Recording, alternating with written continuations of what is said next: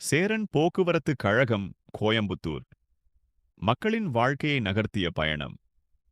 கோயம்புத்தூரில் முதல் பேருந்து சேவை 1921ஆம் ஆண்டு தொடங்கியது.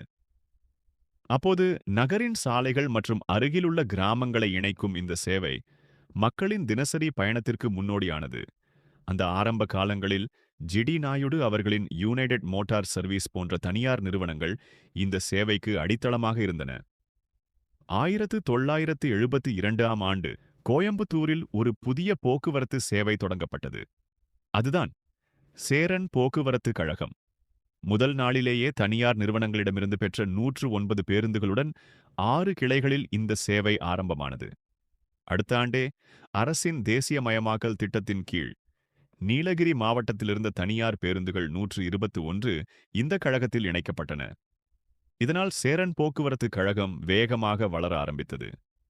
பின்னர் 1983ஆம் ஆண்டு இந்த கழகத்தில் இருந்த பேருந்துகள் 1204 ஆக உயர்ந்திருந்தபோது முதல் முறையாக அது இரண்டாக பிரிக்கப்பட்டது.